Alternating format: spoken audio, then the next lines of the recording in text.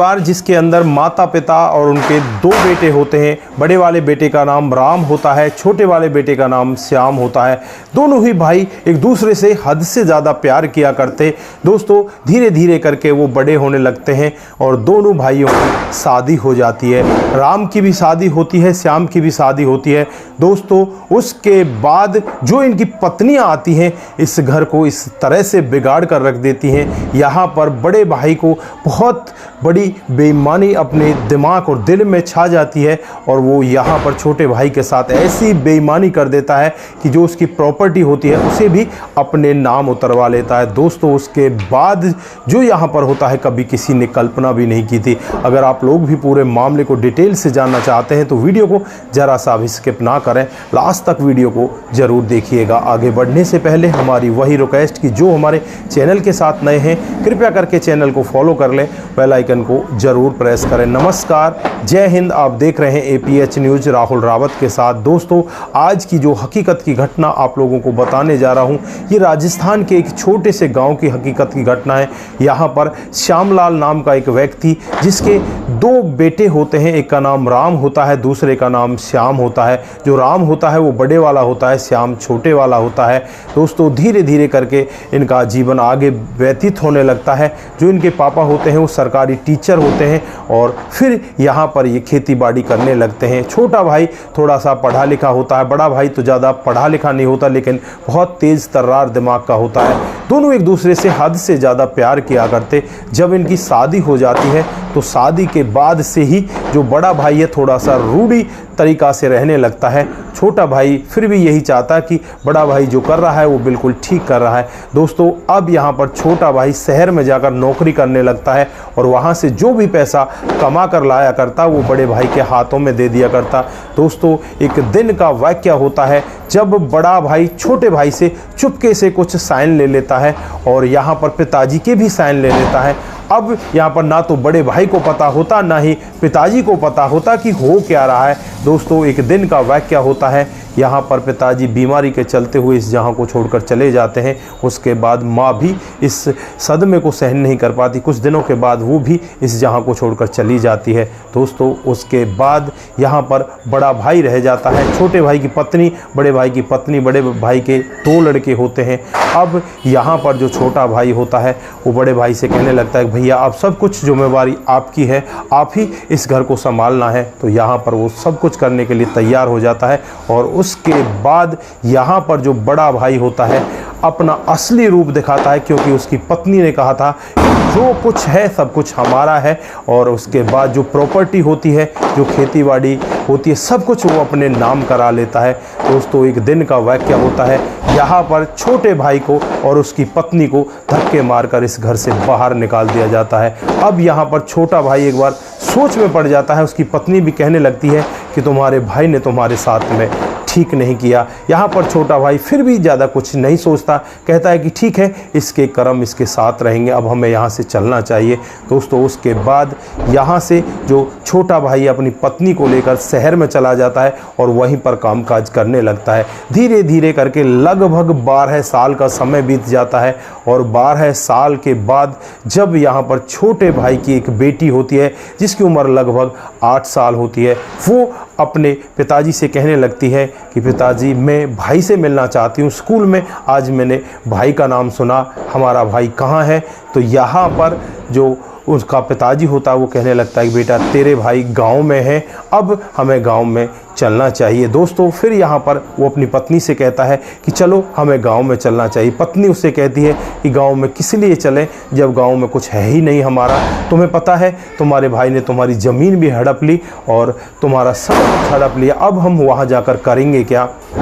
यहाँ पर वो छोटा भाई सोच में पड़ जाता है और कहने लगता है कोई बात नहीं, ज़मीन हड़प ली कोई दिक्कत नहीं है, लेकिन हमें उनके बारे में जाकर पता तो करना चाहिए वो किस तरह से रह रहे हैं। आज हमारा बिज़नेस बहुत अच्छे से चल रहा है, हमारे पास धन दौलत की कोई कमी नहीं है, कहीं भाई के पास कोई परेशानी तो नहीं आ गई। तो यहाँ पर उसकी पत्नी उससे कहने लगती है तुम्हारा दिमाग ख़राब हो गया, अब भी तुम भाई के बारे में सोच रहे हो जिन्होंने तुम्हें घर से बेघर कर दिया, सारी ज़मीन जायदाद अपने नाम करा ली और आज तुम फिर भी उसी भाई के बारे में सोच रहे हो। तो यहाँ पर जो छोटा भाई है वो कहने लगता है कि मैंने रात को स्वप्न देखा और स्वप्न में मेरा भाई मुझे बहुत ज़्यादा बीमार दिखाई दे रहा है, अब हमें उसके पास चलना ही चाहिए। दोस्तों अब यहाँ पर ना चाहते हुए भी पत्नी उसके साथ चल देती है, उसकी 8 साल की बेटी भी उसके साथ होती है और सीधे उनकी गाड़ी उसी घर के सामने जाकर रुकती है जिस घर में कभी ये रहा करते। श्याम जब उस घर की हालत को देखता है तो बस देखकर हैरान हो जाता है कि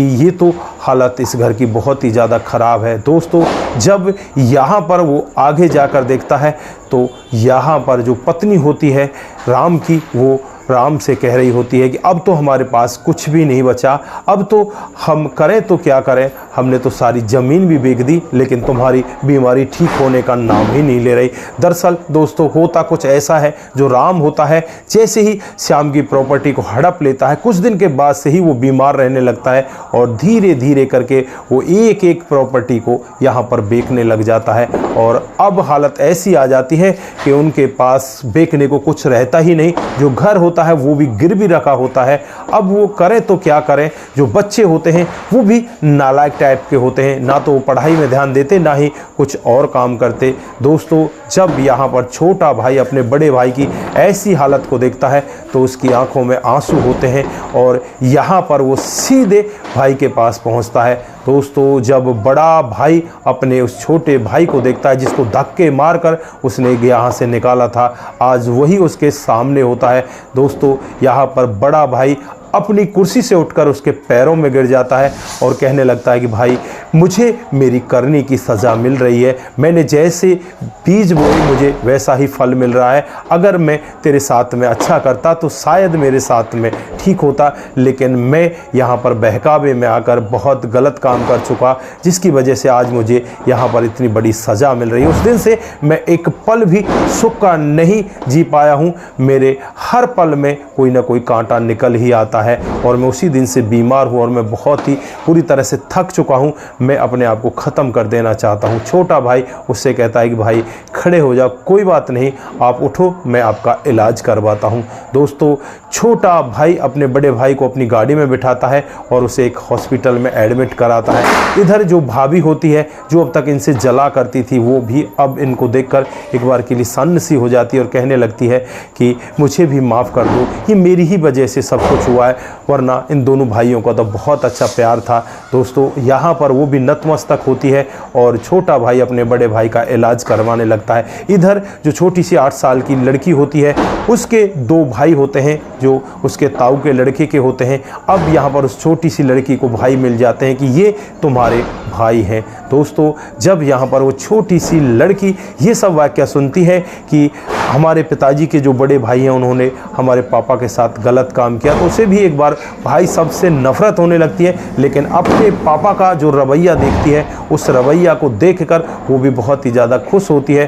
दोस्तों अब यहाँ पर बड़े भाई राम का इलाज चल रहा होता है। लगभग यहाँ पर राम 8 महीने तक हॉस्पिटल में रहता है।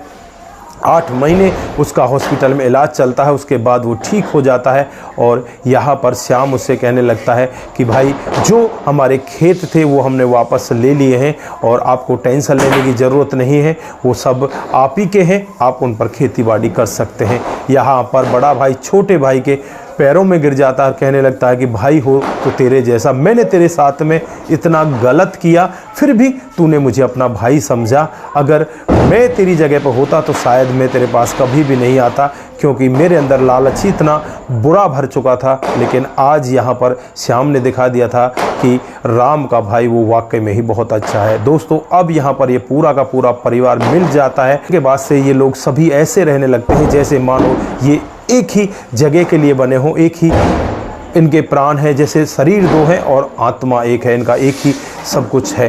दोस्तों अब यहाँ पर इनका जीवन बहुत ही बेहतर तरीके से कटने लगता है। दोस्तों ये छोटी सी कहानी हमें यही शिक्षा देकर जाती है, भाई के साथ कभी भी बिगाड़ना नहीं चाहिए और जैसा यहाँ पर राम ने किया ऐसा तो कतई भी नहीं करना चाहिए। राम ने यहाँ पर बहुत ही गलत कदम उठाए थे। दोस्तों राम को अपनी करनी का फल मिला और श्याम ने फिर भी उसके साथ वही किया जो उसे अपने बड़े भाई के साथ करना चाहिए था। उसका इलाज कराया और आज वो ठीक है। दोस्तों, ये कहानी आपको क्या सिखा कर जाती है, आप भी एक बार कमेंट बॉक्स में ज़रूर बता कर जाएं। आज के लिए बस इतना ही, फिर मिलते हैं किसी नए मोड़ के साथ। तब तक के लिए आप अपना ख्याल रखें, परिवार का ख्याल रखें, सतर्क रहें और सावधान रहें। दोस्तों, आज गोवर्धन का पर्व है और आप भी मेरे पीछे जो आवाज़ सुन रहे हैं ये पटाखों की आवाज़ है और आज ज़्यादातर लोग खुशियाँ मना रहे हैं, पटाखों से खुशियाँ मन रही हैं और आप भी इसी तरह से खुशियाँ मनाएं और गोवर्धन की पूजा करें। आप सभी का दिल की गहराइयों से बहुत बहुत धन्यवाद। नमस्कार, जय हिंद,